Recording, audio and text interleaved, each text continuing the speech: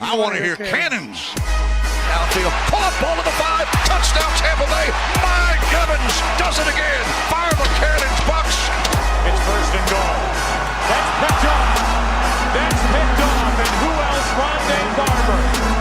And the Tampa Bay Buccaneers may ride to the Super Bowl with that one. Third down, 18. Dropping Gannon, looking Gannon. Those up with the heads in the shot. 30. Derek Brooks 30. Brooks to the 25. 20. Derek Brooks all the way. There it is. The dagger's in. We're going to win the Super Bowl. And then the cannons come. Fire them. Keep on firing them. Keep on firing them. Hello and welcome back, Bucs fans, to a brand new edition of the Cannon Fire Podcast live on YouTube.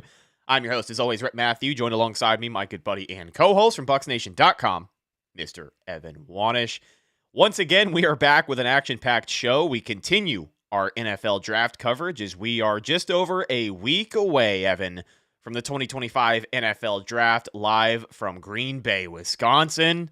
It's going to be cold, going to be a lot of people there, but for the Tampa Bay Buccaneers, it should be a good few days. I think a lot of people are excited to see because of not only the competence of GM Jason Licht, but the track record he has over the years of being Buccaneers GM in the NFL draft. The Buccaneers with a lot of holes to fill in certain areas of this squad. Today, we're going to take a look at the defensive side of the ball. Our last episode, we broke down some of the top offensive prospects with Mr. Bucs Nation James Hill.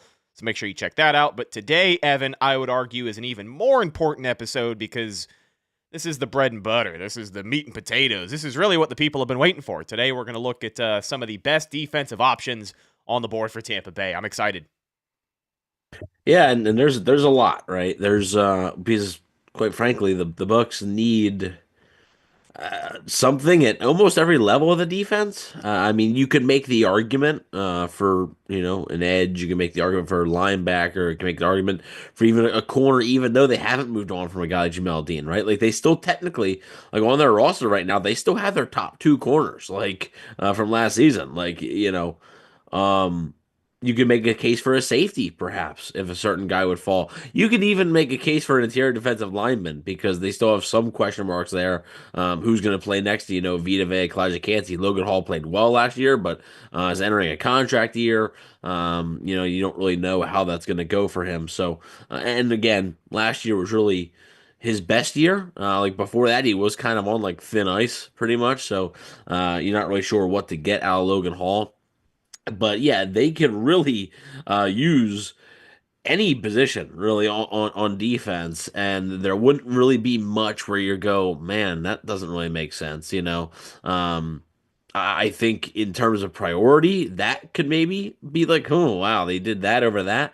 We'll get that a little bit later, but there's a lot of holes with the defense still, but the good thing is there's a prime opportunity to address them, and a lot of the Bucs needs actually line up kind of well with where the draft stacks up in terms of like depth and everything, so that's pretty good.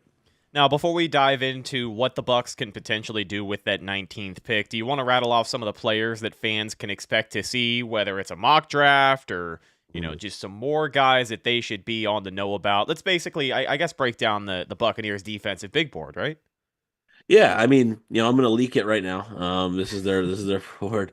So I mean, there's a couple names, right? There's a couple names that have been mocked like very consistently to them, right? One of them is Boston College's Donovan Ezeraku, who there will be a draft profile on the channel about him coming up within the next, obviously, week, since we are just over a week away from the draft, almost 1 week as we're recording this now. If you're listening to this, we're recording this on Wednesday, so you're listening to this on Thursday, maybe we're already a week there. But Donovan Ezeraku makes a lot of sense for the Buccaneers, was a pretty good edge defender, ends up having actually a PFF a pass rush grade of 90.5.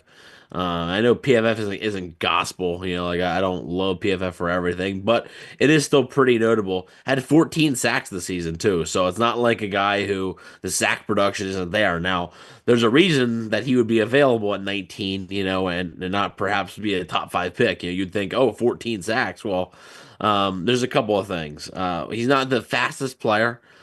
He's a pretty good athlete, but there are some questions about whether or not he's going to be fast enough in the NFL to consistently be like a double-digit sack guy, or if he's just going to be like, okay, yeah, like you're a fine player, but like you're not as explosive as you need to be in order to be that real impact guy. But I mean, even his run defense grade, 83.6 this year. Um, in 2022 at 84.2 run defense grade, so it was pretty good there. 8 sacks in 2022. Was down a little bit last year, but um, that's fine. But overall, he's a guy who makes a lot of sense because the Bucs still like they signed Hassan Reddick, but it's a 1 year deal. Who knows what's going to happen there? And other than that, they haven't addressed edge at all. Besides, signing Reddick, it's not like they made a bunch of moves at edge. Like, yeah, they brought back Anthony Nelson, but they haven't made a ton of moves there. That leads me to believe that it's still very much on the table for them very early in this draft. One more guy I want to bring up in terms of 19 overall, just another guy that's popular in mock drafts is Alabama linebacker Jahad Campbell. Campbell had an 81.6 grade this past season, an 80.1 coverage grade, which I know is going to be important to a lot of Bucs fans because look, the coverage from the linebackers last year, even Levante David at times, was not good, right? It was just simply not good enough, and they got exposed at times in certain games. So Campbell makes a lot of sense for them. 89 tackles, ended up having 8 sacks as well. So we'll get into those two guys a little bit more in depth as the show goes on, but just I think those are two names that make a lot of sense. If you had to throw out another name, a guy like Mike Green from Marshall, I mean, arguably like one of the better edges in this class. Like, I probably my number 2 edge defender, to be honest with you. Obviously behind Abdul Carter, which is obviously he's going to be a top 3 pick. 91.4 pass rush grade for Mike Green though. Was pretty good. 17 sacks this past season, and he exploded at the Senior Bowl. Did a really nice job, and I think he's somebody who his stock really rose at the Senior Bowl, and then it's kind of died down a little bit to where like maybe he is available at 19. I don't know 100% if the Bucs would take him. There are some character questions, let's say, about his past and some certain things there. So I'm not 100% sure if the Bucs would take him, but if he's there on the board, I think he has to be in strong consideration at least. Let me throw another name at you. The Buccaneers had an official visit with him this past week. It's a name that I haven't really heard a ton of, but I'm curious because, this is a guy who doesn't necessarily jump off of the stat sheet, and I think that on the defensive side of the ball, when you're ranking what position is most important, I don't think interior defensive line is going to be a top 3 need, dare I say it, if you look at, the other holes on the defensive side of the ball. But the Buccaneers did host big Darius Alexander from Toledo, just a big-bodied interior guy, pretty good in run coverage, but he would kind of be coming in and fitting in next to Vita Vea or Kalijah Cansey. If it's a different look for Todd Bowles and he wants to kick Cansey to the outside, maybe that's when you see an Alexander come in and play interior. But I'm just curious your thoughts on this guy. The Buccaneers hosted him an official visit this week. Yeah, it makes a lot of sense. Obviously as a guy who I think could be at 19. I think that's something where, and we could talk about this too. We can talk about this next week as well. Like if the Buccaneers want to trade down, right? Like if they want to acquire more picks, that he's potentially a guy they could move down and still get. And I think he's 6'4", 310, like big boy. Yeah. Can fit in nicely there. So it makes a lot of sense there. Had a pretty good year for Toledo, and like I said, it feels like maybe at 19. Maybe a little early, but I think you could move down into the mid-20s, early mid-20s, pick up an extra pick or two, and still be able to get that type of guy. So, whereas guys like I mentioned, like Ezeraku, Campbell, Mike Green, like if you want those guys, you're gonna probably have to take them at 19 if they're available.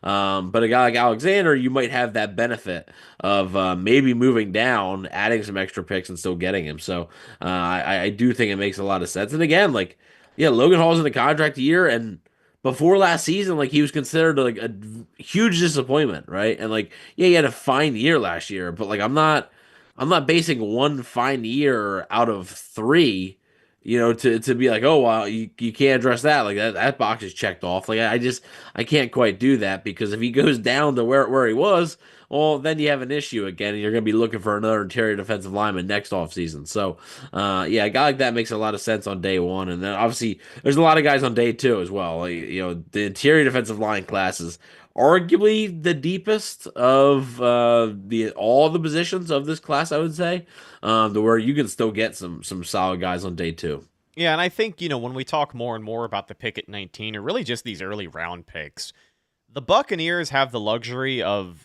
not necessarily taking best player available, but they're in a position where they can take a multitude of positions, and you can understand exactly why they have done that. But one of the things that they're trying to do with this defense in particular is build for the future. Throwing out a name like Jahad Campbell, you have to think that he's going to eventually, I guess, be a successor, if you will, to a Lavonte David, right? We can't imagine that when Jahad Campbell is up for a contract, Lavonte David is still going to be playing for the Tampa Bay Buccaneers. So, I mean, they went and they signed a free agent linebacker in Anthony Walker. Yes. From Miami. That should hopefully, do a good job in that space, but you don't know how long that's going to be a fit. So instant impact is a big thing too, but I think filling the holes that are going to need to be filled, or might even be even more of a priority in a year or two, can help weigh down some of these picks as well. Yeah, no, yeah, for sure. Just like you said, like, Jahad Campbell and Lavonte David probably aren't going to be playing together too much, right? But what drafting a guy like Campbell would do, it would ease the pain really of Lavonte David, hanging him up basically, because yeah, you're not looking for, oh my God, you have this big gaping hole now. No, you already have. Hopefully, right? If all works out, you already have a guy there, right? Now we say that. That's sort of who Devin White was kind of supposed to be, right? Like at this point, in an ideal world, right? Lavonte David is still playing, but he's getting close to retirement. But you're not really worried about that because you know that Devin White is going to be able to pick up the slack pretty much, immediately, right? Like there is going to be no hard transition there. A guy like Campbell could definitely be that, and he's been more consistent than Devin White as well. A little less explosive, I would say. But I mean, this past season was really good. The thing that worries me about Campbell, and I did want to get into this a little bit, it does always worry me when a guy has like, I'm not saying he was terrible at in 2023, but like his best year was far and away this past season, like far and away. Um, he didn't play as much, in 2023 as he did in 2024, but does kind of concern me a little bit whenever I see that when a guy, his best season is his draft season. It's almost like when you're trying to sign a free agent, right? And you look at like, oh, their best year was their contract year, Really quick, just gonna list off some of the linebackers that have been drafted from the University of Alabama since 2014, and this isn't gonna be a make or break, right? I'm not drafting or not drafting Jahad Campbell because of this.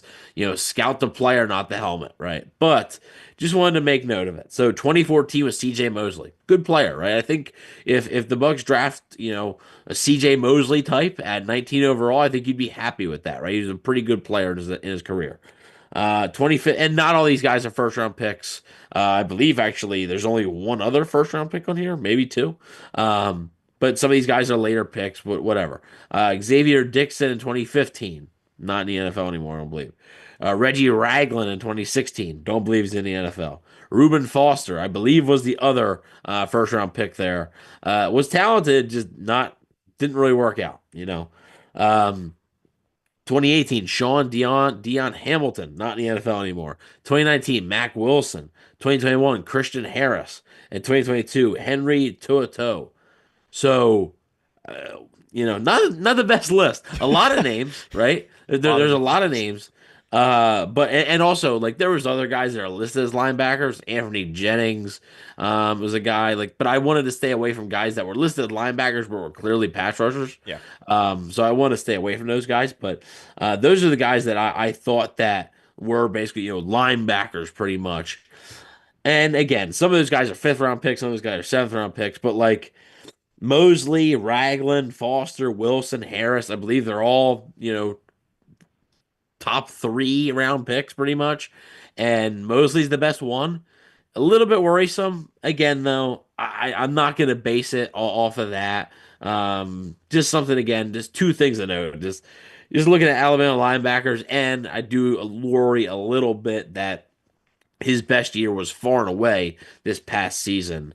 Only had a missed tackle rate of 50, oh Jesus, 5.9%, which is pretty low. I mean, especially for a linebacker and a group that has struggled with linebackers and tackling before, right? Devin White, that was an issue for him his time in Tampa Bay, so that would be a welcome sight. Levante David, still a pretty sure tackler. There's some things he can't do as well as he used to 5, 6 years ago, but tackling is not really an issue. So I think you pair Campbell up with David, and I think they could complement each other pretty nicely, especially with David kind of slowing down. That thing I like is, 8 sacks, had 20 total pressures, and 8 sacks. So A good percentage. yeah, that's gonna come down a little bit, right? Like you're like that's pretty nuts. But I mean, still, that's something, right? 76.3% pass rush grade this past season. The year before that, where he wasn't as good, it was still 72.5. So he didn't have as many sacks. He only had 1 sack and 12 total pressures. But again, this is a guy who can affect the quarterback, and obviously we know that Todd Bowles is going to want his linebackers to do that. So Campbell makes a lot of sense for the Bucs if he's available at 19. The thing that gets my gears turning with a name like Campbell, I love the fit, I like the prospect, but the injuries. And here's the thing. I don't think this is going to be a pressing issue for him right away in the NFL, but I feel like you do have to bring it up when you look at the Tampa Bay Buccaneers roster and you look at a guy like Kalijah Kancey, who has missed some time in his NFL career. It's a young NFL career, and it's been good, but he's missed it due to injury. They drafted Joe Tryon-Shoyinka, and I don't think it was necessarily injury related, but he missed a whole year of playing football. I kind of had to rebuild himself a little bit. And we know how that worked out. Yeah, he sat out because of COVID. Right. Servassier Dennis, I Bleav, was a guy that they had said coming out of college, he had some sort of deal with his shoulder, and he had some kind of operation, and he missed most of last year due to injury. I think it was a shoulder injury. Jamel Dean, I know that he's not the freshest draft prospect around for the Buccaneers, but man, availability is the best ability on this Buccaneers defense with some of the injury troubles they have had. So that's something that I think about. Again, I don't think it's necessarily bad enough to steer me away from him completely, to scare me off. He is exactly the type of player that Todd Bowles is going to want on his defense. But do you get concerned at all when you hear about stuff like that? Because you don't hear about a lot of injury history with a lot of these first-round prospects so far, but I know Campbell is one of them. Yeah, it is a little bit concerning. So he has had shoulder surgery. The hope is that he'll be good to go by training camp, but you never really know. That's a concern, right? That's really a concern, and that's one of the reasons that if I was running things, I probably would steer clear of him. Not just solely for that. There's a couple other things I just don't love about his game. But I mean, I would probably just don't know if it's a risk that the Bucs can afford to take, because they need to nail this first round pick, right? I mean, you need to nail really your top 3 picks every year, but for the Bucs if they want to become a contender, they gotta find a way to nail this stuff, right? Because right now, the roster, so we talked about, still has some holes, right? Yeah. It's not a complete roster, and if they don't hit on these picks, they take Campbell at 19 overall. He's not available for 70% of the season. Well, you just basically wasted a first round pick. And yes, Campbell could end up having a nice career, but for this season, do you really want your 19th overall pick to just not play, basically at all, not contribute at all?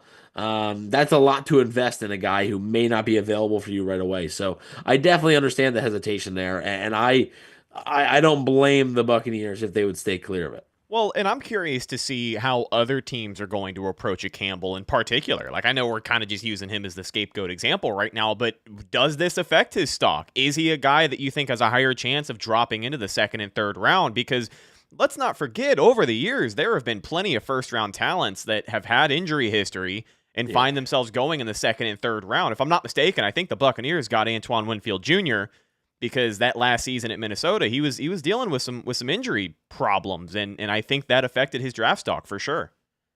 I don't think that's the case with Campbell. I don't think he drops that far. Let me clarify that. I would still bet on him being a first round pick. Yeah. I just would. I think he could be gone before 19. I think, all it takes is one team to be comfortable with it, right? That's all it takes is one team to look at the medicals and be comfortable with what they see and be willing to take that chance. So I don't really foresee that happening. Yeah, I mean, and if he does fall to the second round, he'll be one of the first second round picks, like off the board.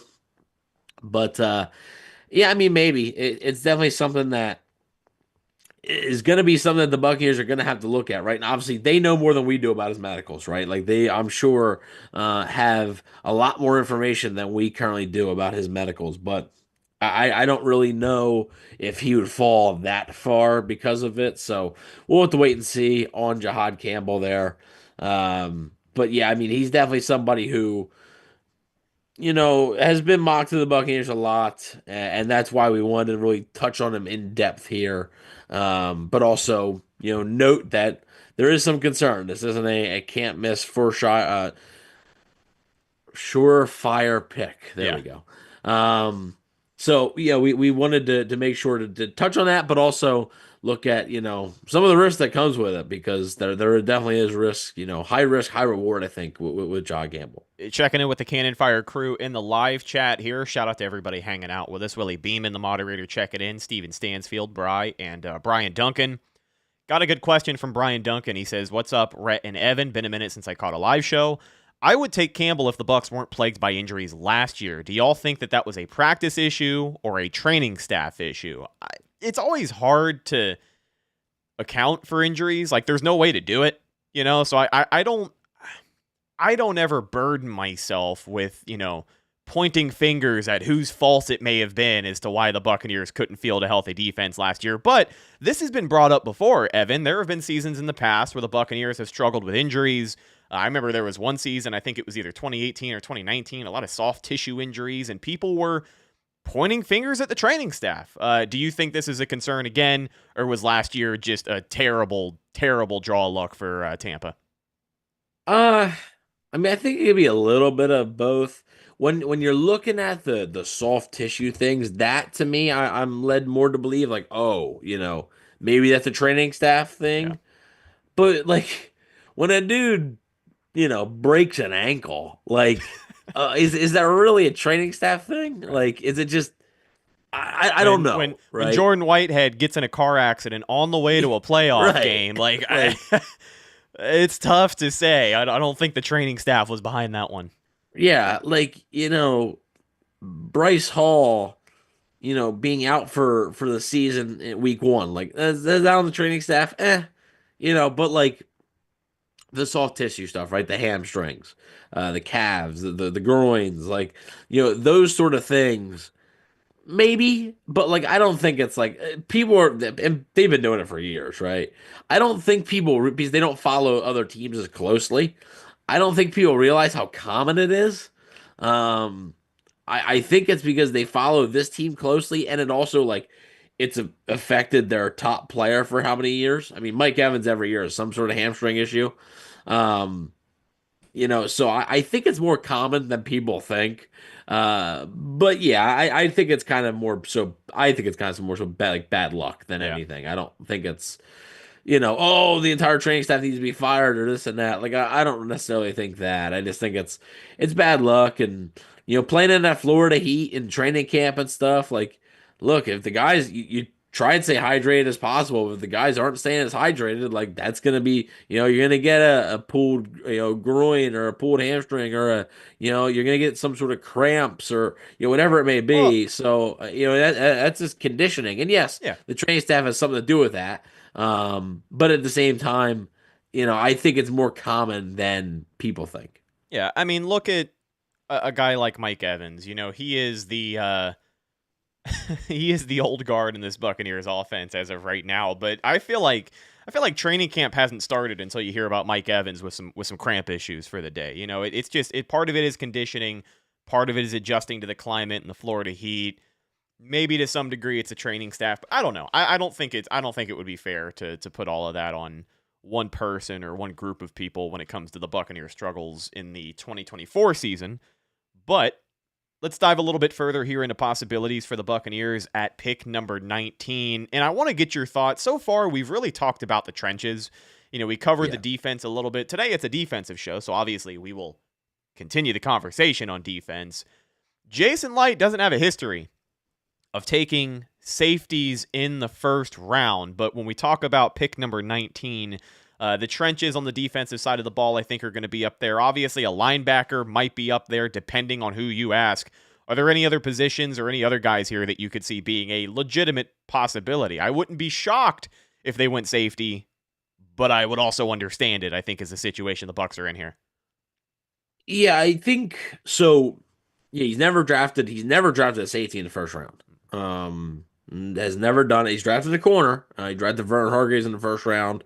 Which, but really, I mean, I Bleav that's his only corner he's drafted in the first round. So, has really made it a point to draft like your secondary players on day two, pretty much. I mean, you're looking at Carlton Davis, Jim L. Dean, Sean Murphy Bunting, like all those guys were second and third round picks. Mike Edwards, Anton Winfield Jr., Jordan Whitehead was a day three pick. Edwards and Winfield were day two picks. So yeah, he's really built Tyke Smith was another, he was a day two pick. Zon McCollum was a day three pick. So has really built the secondary on the rest of the draft. Hasn't really done much in the first round, but all it takes is one player, right? All it takes is that one player. And the one dude I want to throw out is Malachi Starks. I think he's the one guy who, if he's available, I would, I mean, I might take him over as a Raku, because I just think he's a Swiss Army knife. You can play him almost anywhere. Had a 72.1 coverage grade, PFF. Run defense grade was 85.6. So, pretty good there. But like in 2014, these were his snaps, like where he lined up at. Had 400 snaps deep. So like that's like basically playing like the free safety role. 215 snaps in the box, 271 snaps in the slot. Lined up at corner 10 times, and ended up lining on the defensive line, whatever they consider the defensive line, That's 10 awesome. times. So, I mean, and he's done this for years. Like, in 2023, 365 deep. 153 snaps in the box, 177 in slot. Like, so this is a guy who can play pretty much anywhere. And he's been pretty good for his entire career. So if he's available, I would definitely look to maybe pick him, because I think he's a guy who the Bucs obviously like their versatility, right? Which I think makes him a fit. You look at Anton Field Jr., look at Tyke Smith, even a guy like Mike Edwards, or like especially with their safeties, right? There's those guys are like, it's not like, oh, Anton Field Jr. is a free safety and that is all, right? He can sort of do a little bit of everything. They can play him in a slot a little bit. Obviously, Tyke Smith played in nickel, and they plan on apparently moving him to basically strong safety this year, right? So, like, that shows you that he can play multiple positions.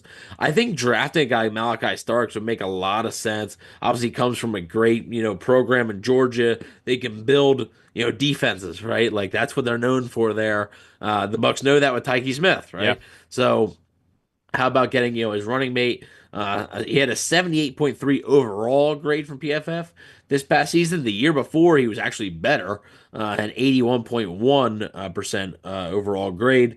So I think Malachi Starks, if he's available, I'm not 100% sure if he'll be there, but if he's available, I think he makes a lot of sense at 19. So if I had to guess of the three guys that you're going to be talking about the most and thinking about the most when it comes to 19 overall in terms of like guys that make the most sense, probably Donovan Ezraku, Jahad Campbell, and Malachi Starks, I think would be those three guys that make a lot of sense. And yeah, Jason Light would be breaking a trend, by picking a safety, right, in the Yeah. first round.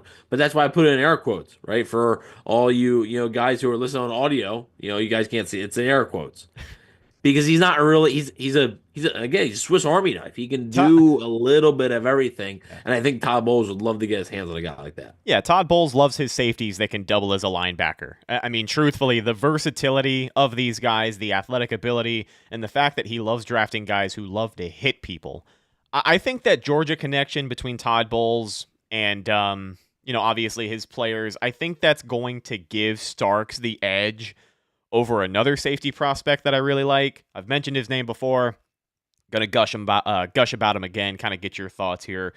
Kind of similar in strengths, I would say, maybe a bit bigger in frame, but that is Nick Emmanwori from South Carolina. Again, big SEC safety, has played in the box. He's got really good ball skills, had 4 interceptions in 2024, and I think he is just, again, a lot of the things that we had said about Starks, you could say about Emmanwori here when it comes to his fit in a Todd Bowles defense. But when you weigh the two of them together, do you think he could be an option for the Buccaneers at 19? Do you think he's gone by then? And who do you think has the edge between those two players?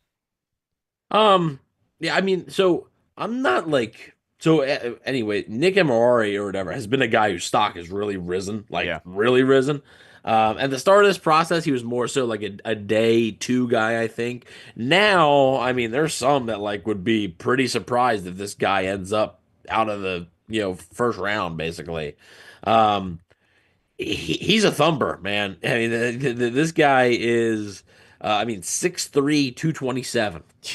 That's, 6'3", 220. He's almost built like a modern day linebacker, right? Like I know a lot of people are like, oh, linebackers need to be heavier. Modern day linebackers are pretty much built like that, right? So, has been pretty consistent in his career there. Had an 86.8 coverage grade, a 73.3 run defense grade, and especially somebody who, like you said, Todd Bowles likes his guys who can play linebacker.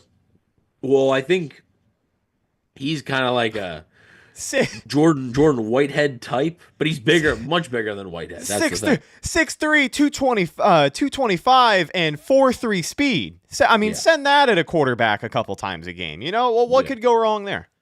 Yeah, so I mean, actually, lined up in the box is like a strong safety / linebacker type most of the time this past season, 414. But he did have 193 snaps at the free safety spot and 146 at the slot. So, again, not a guy who's going to be relegated to just one position. And I think that's important. Personally, I think Malachi Starks is a better player. I think Malachi Starks has. I think both can be good players. I think Malachi Starks has the better shot to be a star. Um, but again, if he were a guy who I think we could label him maybe as like a dark horse at 19, a guy like him, Darius Alexander, I think if you were throwing two dark horses in there at 19, I think those could be two names. I think they can maybe move down, right, and still get one of those guys. So that's another guy there. But I would prefer Starks. I think the Bucs would as well.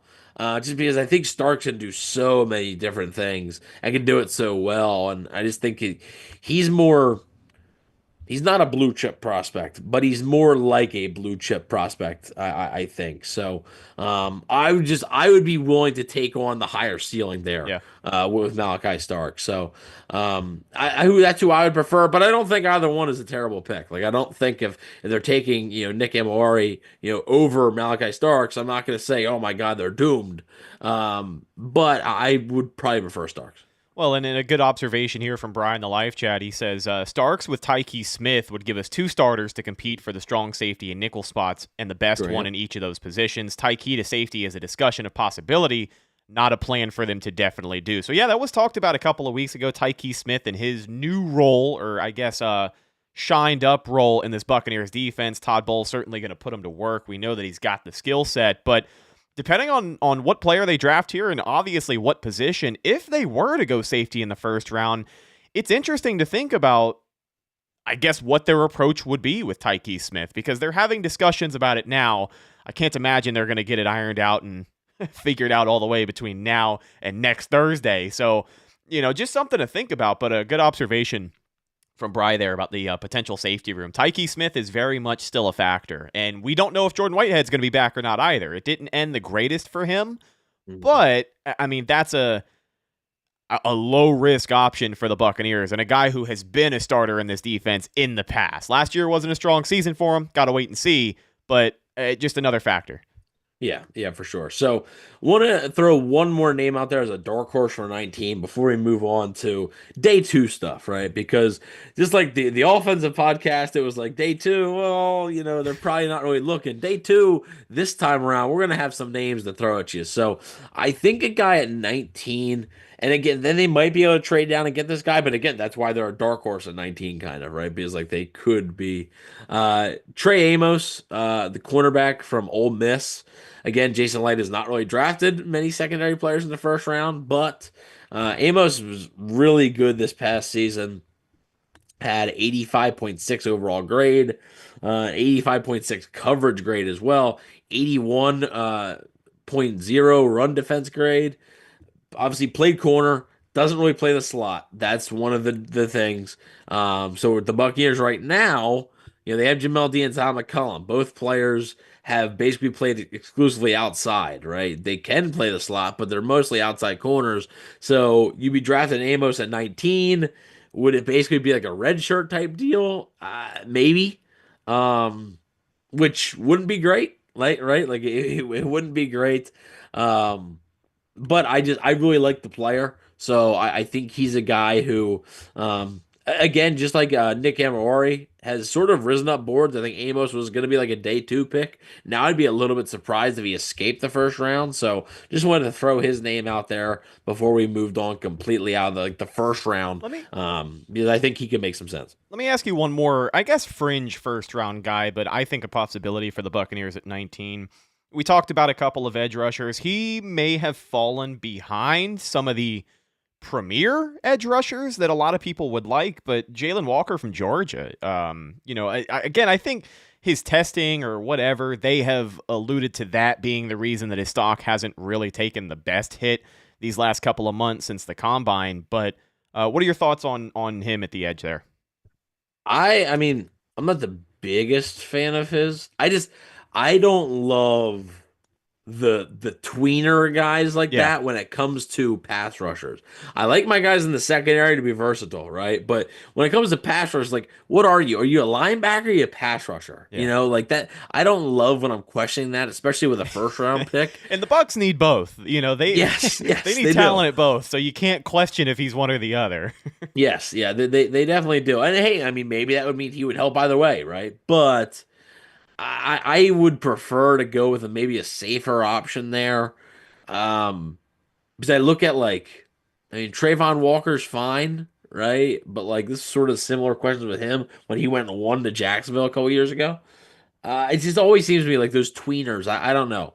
Also, another thing though, as the tea leaves and stuff, it seems like the Carolina Panthers are very interested in Jalen Walker, sitting there at number 8 overall. So I don't expect Jalen Walker to be available at 19. It's just not something I'm expecting. Now, if he is, maybe the Buccaneers consider that. Who knows? But he's not a guy I've had in my head as being available there. It's just not really the type of player I would target. I think he's an okay player. I think he's actually better as a linebacker than he is a pass rusher. So, we'll have to wait and see on that. But Jalen Walker, somebody to keep in mind for sure. I just don't know if he's going to be available. One more name, edge rusher. Just want to throw out. I'm not even going to really go in depth, but James Pierce Jr. Obviously, because I want to cover all base here with this edge group, because there's a lot. It's an extensive one, yeah. And James Pierce Jr. is a guy who name value has a lot, right? At the start of this season, I Bleav he was one of like the projected to be one of the top guys, and his season this past year was decent. Just hasn't really been like, I guess what they want him to be. There is some off-field maybe maturity concerns with James Pierce Jr., but I think he's pretty good, and if the Bucs want to consider him at 19, I wouldn't be opposed to that. So moving on, I want to touch on a few day two guys before we wrap up. Wanted to talk about some more linebackers because another reason why I'm not as high on Jahad Campbell at 19 as others are is because I like a lot of the linebackers that are here available on day two. One of the top ones, and I actually did a profile on this player, so it'll be here on the channel soon, is Chris Paul Jr. No, he's not related to CP3. There's no relation at all. CP4. He is not related to CP3 at all. But Chris Paul Jr., linebacker from Ole Miss, had an 87.2 overall grade from PFF last year. So really an analytical darling, I guess you could say. 84 pass rush grade, 78.1 coverage grade. Was really good. Played almost exclusively in the box. So obviously this is a linebacker. This is an inside linebacker here. But it was pretty 73 tackles this past season. Like I said, was pretty good, and I think that you could maybe get him potentially in the third round. So I mean, he's a guy, day two pick that I think could make a lot of sense there for the Bucs. Another linebacker that I want to throw out is UCLA linebacker Carson Schwessinger. Okay, I know that's a name, but Carson Schwessinger from UCLA. He's a guy who should be available in the second round, but his stock has risen a little bit. 80.6 overall grade this past season. And again, though, another guy who really had his best year. I mean, this past season. The thing is, though, the previous two seasons, he played a combined 7 games in the previous 2 seasons. But 12 games played this past season, 100 tackles, 90 pass rush grade, 74.1 coverage grade. So he's a guy who, again, is basically exclusively a linebacker, but could be a guy who the Buccaneers look to potentially pick there. Jeffrey Bassa, however you want to pronounce it, from Oregon. It's another guy I like. All these guys are day two guys, right? Like I just mentioned 3 linebackers on day 2 I would be perfectly comfortable taking. That's another reason why I'm not like sold on Jahad Campbell on 19 because I feel like you can get somebody else at 19 and still be able to get one of these guys on day 2. I feel like there are more pressing issues that you can address with the talent in the first round. And because, like you had said, the linebacker pool is as deep as it is, I think that picking a guy, even in the second, third, or potentially fourth round here, if we're talking about linebackers, it takes the pressure off of that guy in particular, and I guess this coaching staff on defense, to see him develop. I'm okay with a second or a third round linebacker not starting right away behind SirVocea Dennis and an Anthony Walker. I'm okay with that. Maybe we see them mix it up if Walker isn't exactly what we wanted. Maybe if those injury issues rear their ugly head with SirVocea Dennis, you're going to be lucky to have the guy. He's going to be a raw prospect, but I think the less pressure there and then spending your first round resources on something that I think is a bigger need than linebacker. Because truthfully, like if they started week 1 with Levante David and Anthony Walker, like it'll get you by. It'll work fine. I think. Yeah. I hope. The only thing we really need is for Anthony Walker to be a little bit better than KJ Britt was last year. I mean, or like SirVocea Dennis could be that guy. Right. Who knows? Yeah, I just feel like that there are more variables there for success than there are at other positions, if that makes sense. So, yeah, staying away from the linebacker round 1, I think I can really get behind, picking those guys on day 2 because we've seen Jason Light, especially in the past, make the most of those picks.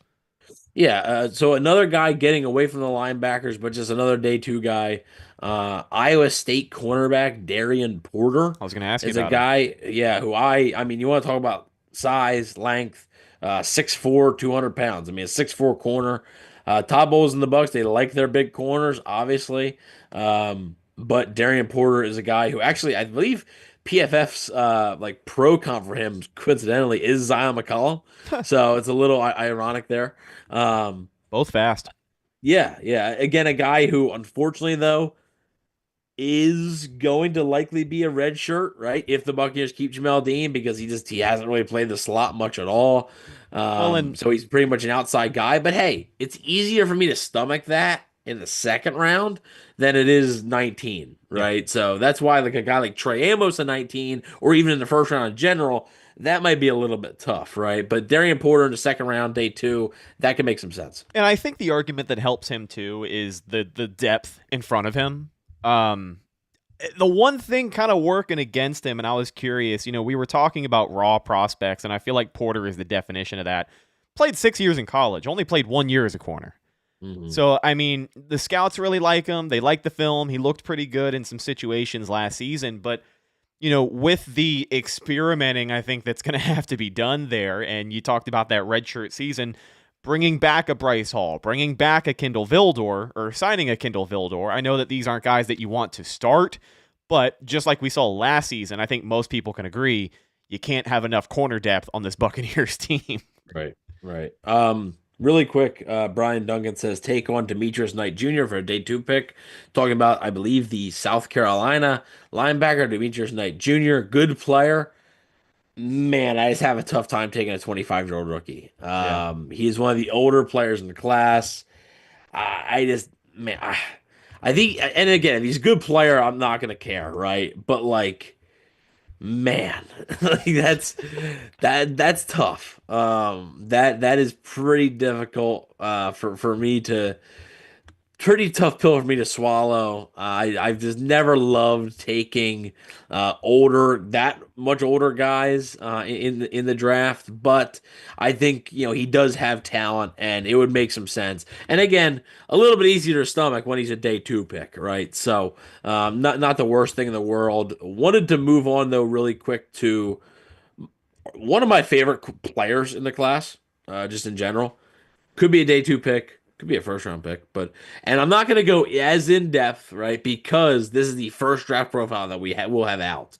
Um, this is the first draft profile that I did for the season, so I figured first one that we'll have out. It is East Carolina cornerback Savon Revel, or Revel, however you want to pronounce it. 6'3", 193. Very similar measurables to a Sauce Gardner. Not saying he's going to be Sauce Gardner, but measurable wise, pretty similar. I believe another guys like Tariq Woolen, who could make some sense as like a comp. But had a great year in 2023, like a fantastic season in 2023. And I truly think that had he not gotten hurt, it's a major injury. All right, he tore his ACL early in the season. But had he not gotten hurt, I truly think that he wouldn't even be on the board for the Bucs in 19. Like I just don't think he would have been. Only played 3 games this past season because of the injury. I believe had 2 interceptions though in those 3 games. One of them returned for a touchdown. Some explosive player. Last in 2023, played in 12 games, an 80.5 overall PFF grade. Had 1 interception and a touchdown as well. Again, a guy who has played just corner, hasn't really played a slot as much. But this is a guy I'm really okay with doing a red shirt with because he's still coming off that major injury. So that happened in September. So he should be good to go by training camp, right? It happened in late September. The injury happened. The timeline, he should be okay to go by training camp, but I wouldn't be opposed at all. And I think you could be taking advantage here of a guy who's only available in the second round because of an injury. And I just think you could be getting a top 15 to 20 player on day 2. Talking more day 2 and talking a little bit more in the secondary, I want to go back to the safety position, but get your thoughts on Notre Dame safety Xavier Watts. 6 foot, 203, plays with aggressiveness out of the box at times. He has some strength in the blitz, but when you look at him for a fit in Todd Bowles' defense, this is a day 2 pick we're talking about here if he's available for Tampa Bay. Some of the criticisms I've seen against him are against, his run defense, and they say that his tackling form can be a bit questionable. He tends to chase those splash plays rather than staying focused on his assignment. I don't know how that bodes for Todd Bowles. Obviously, he has a type of player that he likes. Watts may not be that type of player, but what are your thoughts on Xavier Watts here? Because I think he has some strengths that could bode well in a Todd Bowles defense. He's a pretty fun player. I mean, he's another Swiss Army knife, right? Yeah. Like he can kind of do it all. Had 465 snaps deep, had 306 in the box, 174 in the slot. So I mean, this is a guy who can play, pretty much anywhere. His coverage grade's 89.5. Run defense grade, like even though the tackling is an issue, it's still at a run defense grade of 79.5. The missed tackle rate is high though. Yeah. 12.6% missed tackle rate. That's high. And you can get by a little bit more when it comes to your safeties. But if the Bucs would plan on playing him at corner, the Bucs like their corners to be able to tackle, and I just don't know if he'd be a fit. But if they plan on playing him at safety, I think it can make some sense. And hopefully that's something you can work on him with a little bit. But yeah, he's definitely a fun player. Yeah. Definitely a guy who I think could make a lot of sense, and I wouldn't be opposed to drafting him on day two. That's not something I'd be opposed to doing. Another fighting Irish defender that I wanted to bring up here is Benjamin Morrison, the corner from Notre Dame. Again, would have been a guy just like Revel, kind of, but Morrison was like a blue chip, like before like the season started.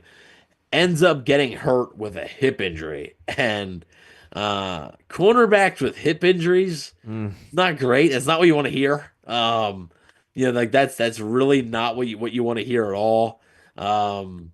So not great, Cotton, right? But uh, he's the talent is undeniable there. And if you're getting healthy Benjamin Morrison, which is why he'd be there on day two, right? Because of the injury, you could be getting a home run here. So just a guy to throw out there. I'm not sure if the Buccaneers would take him, but he's 6 foot 190, sort of fits their size profile that they like.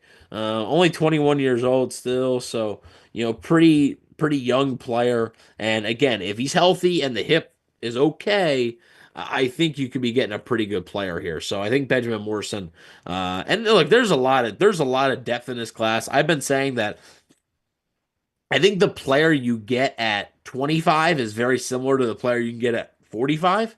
Like, I don't think there's many differences. So there's a lot of guys that, like, we could sit here for another hour and talk about day two guys, right? Like, I think there's a lot of guys and a lot of different routes they could go here on day two.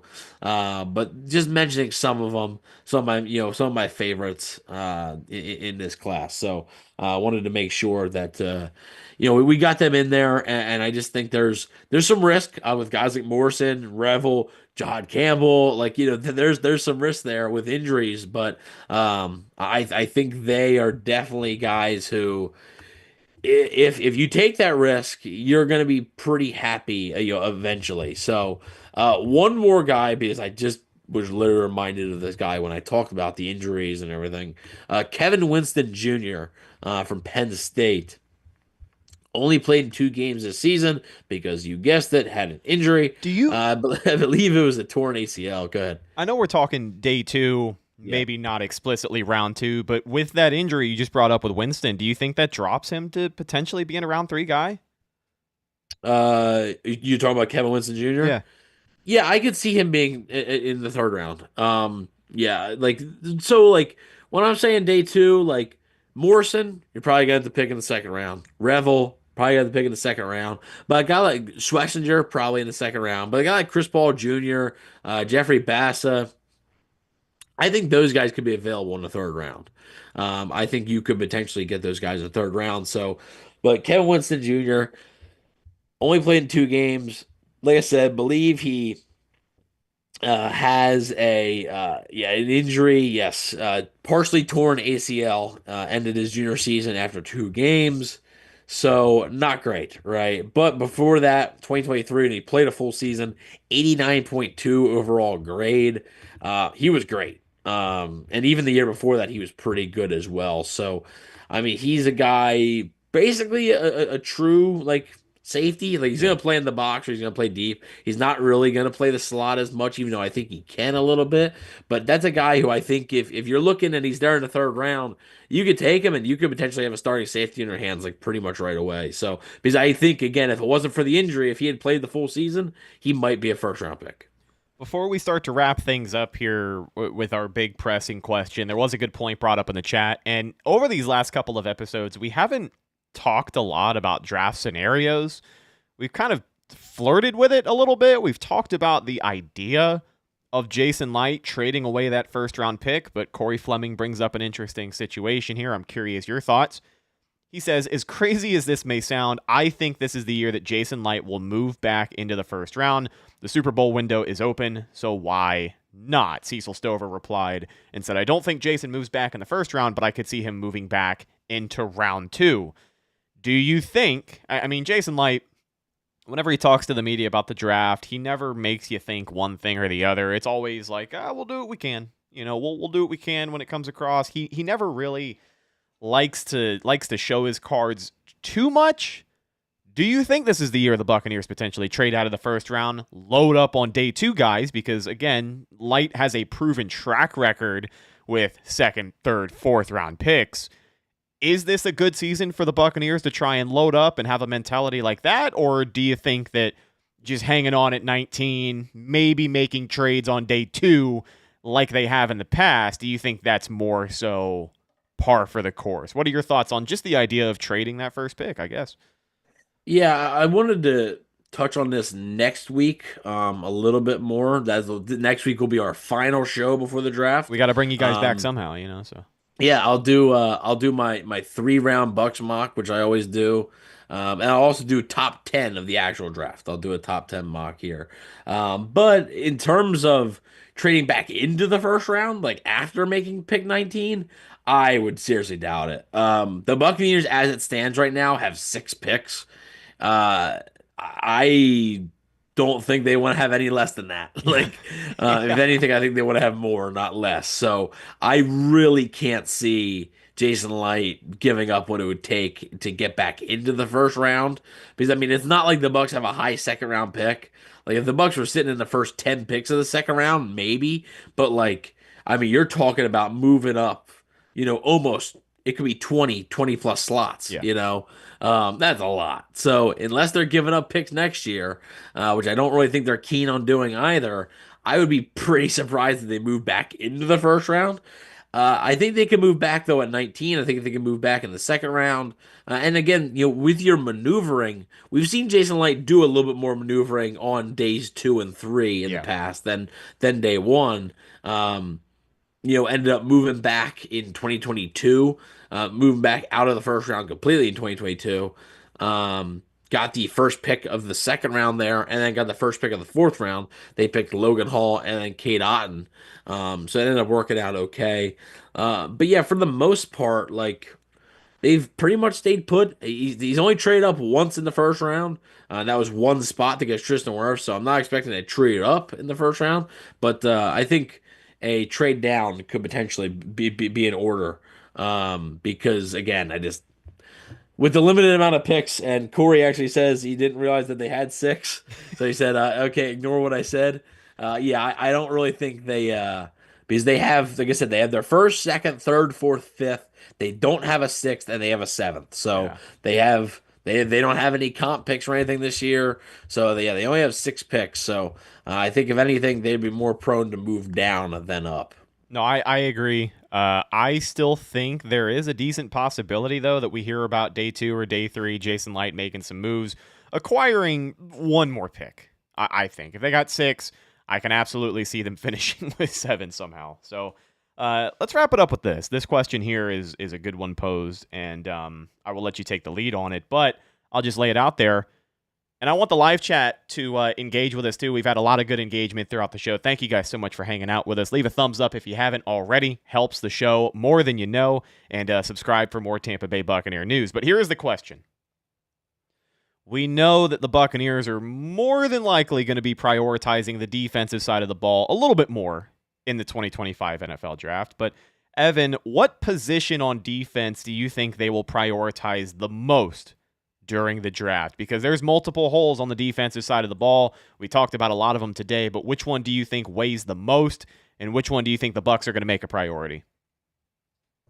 It's a good question, and it's a tough one, right? Because just like we talked about, you can make the case for almost any position on defense, right? Like you can make the case for almost anything. I think it comes down to preference, though, right? Like how you want to build the team. But I'm trying to think in the Bucs' mind, right? I'm surprised at what we got so far. for some of the people in the live chat, to be honest, that wasn't the position group that I thought people were going for. People have thought that they need a corner for freaking 10 years, so longer than that. They won the Super Bowl and they were like, you know what, they need a corner. But so I would probably, so if it's me, right, and there's a difference between me and the Buccaneers, I would probably still say edge, just because I think it's the most important thing. Yes, they have Hassan Reddick. Hassan Reddick signed a 1-year deal. There's no guarantee he's here after 2025.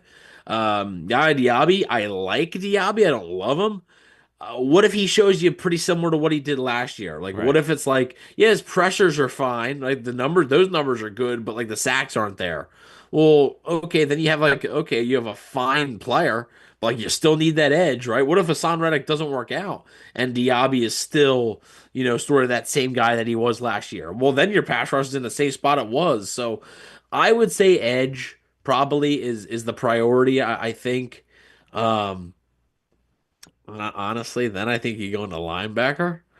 I just they like Zion McCollum and Jamel Dean way more than the internet does. Like way more than the internet does. So the internet is convinced that like the Bucs secondary is just awful and they're the worst ever and this and that when they got Tyreek Funderburk playing in a playoff game. But I think that they would probably prioritize a couple more positions over corner. Now, I say that, and that doesn't mean they're not going to draft a corner or safety first. It depends on who's on the board, right, and who's available and who they like. That matters, right? It's not just like, oh well, man. Yeah, we have Trey Amos here, and he's our top-ranked guy, but we got to take our fifth-ranked edge because we need an edge rusher. They're not going to do that, right? Like that's not how they operate. They're not going to reach so bad for a pick just because they need it.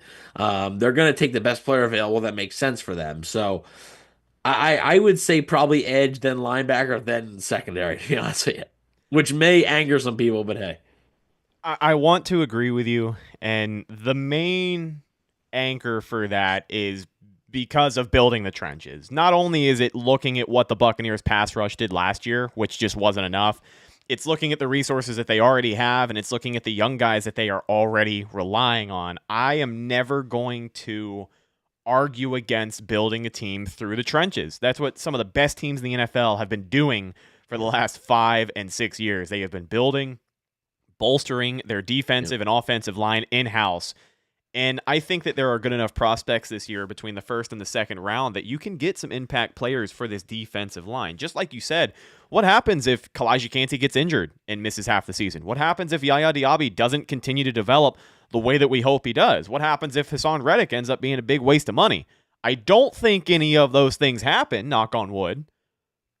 But when you forecast this team for the future and you look at 2026 and 27 and potentially 28, both of us don't think Hassan Reddick's going to be on the team. I think if he plays well enough to get a long-term extension, it's not going to be in Tampa Bay because they have other guys that they need to sign. And edge is a priority. Pass rush is a priority for this team. I think it should be a higher priority, but I think it is the highest priority when it comes to this draft. Injuries are really what you can point to a lot of the shortcomings last year for these different position groups. The secondary, I know they weren't solid, but we just talked at the beginning of the show about guys who got injured for the entire season before the halfway point, and they were just gone, right? And you just no longer had them on your roster available to use. In the linebacker position, Servassier Dennis missing most of the season with injury. I'm not saying that he's the savior or the long-term answer at linebacker, but I don't think we got a chance to even find out. right? I don't even think he was on the field long enough for us to figure that part of it out. And then KJ Britt struggled. The Buccaneers replaced him with some more experience, but I just feel like, and then even in the cornerback room and in the safety room, it's interesting talking about the secondary as a whole. But I want to agree with you and what a lot of other people are saying. I think that edge and defensive line has to be the biggest priority. Building up, some more valuable depth, not only on the interior defensive line, but some of these defensive ends, guys that qualify as defensive ends. William Golston was on the roster last year. I think he played like 12% of snaps for the season. It was a career low for him. So if don't worry, he's somehow going to end up on the roster. Right, if and when he's back, he's not going to be doing much of anything. I would like a guy there who can do stuff, I think it's got to be this defensive line. They did a lot of things okay last year, but they were terrible at getting after the quarterback. And that's what I need. I need to see them get after the quarterback. People would be amazed how better a secondary looks when you can get pressure with 4.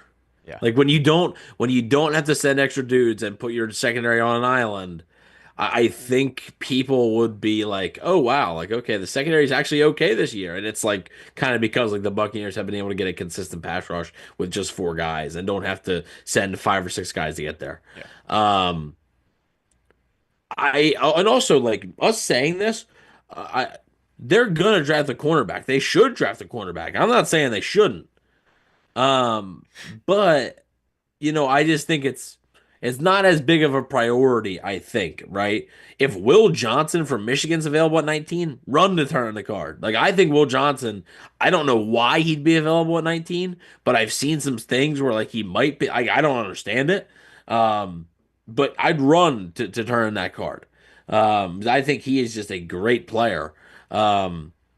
But like, and again, yeah, I don't think they're gonna ignore corner. Maxwell Hairston, I Bleav from Kentucky, is a guy they really like, so keep an eye on him on day 2 potentially. Yeah, it's just something that I think. Just because we're saying they're going to prioritize something different doesn't mean they're not going to add that at least at some point. I got one more question for you, and this has to do with the cornerback conversation. And I bring this up because I've seen it brought up on the live chat. I've seen it brought up on Twitter, Facebook, and any social platform you can find Buccaneer news on. I've seen this name tossed around. Now, just to preface it, I feel like I know your answer. I feel like we share an answer, and I don't believe it is a strong possibility. But a lot of people do believe, Evan, that if the Buccaneers didn't want to draft a corner early on and spend resources on it, they could just go get a Jalen Ramsey. I'm not saying that's what they're going to do. I'm not saying that's what they should do, but that's what the internet wants them to do. What are your thoughts on Jalen Ramsey potentially being a Band-Aid for that secondary? Yeah, look, I'm not. Jalen Ramsey's not a bad player, right? Like he's not. But like, when the biggest difference between Jalen Ramsey and Jamel Dean is like Ramsey's been like less injury prone, basically. Like Ramsey now, right? Ramsey 4 years ago, that's a different story, right? Like Jalen Ramsey a couple years ago, great, right? Like a really, really good player. At this stage in his career, he's more so like a Jamel Dean kind of. I wouldn't. So I don't. Again, I don't think they're going to. I don't think that's going to happen. No, I don't think there's too much of a conversation to be had there either. I don't think they will. I don't think they should. So I don't think it happens. Now, again, we've been surprised. We've been wrong plenty of times before. But I felt like we kind of had to bring it up. One, just because I like having fun with the live chat. And two, there's been a lot of discourse. You know how it is. Whenever there is a big name that is suddenly available, there's going to be people asking about him. Yeah, big name back in 2018. Big name.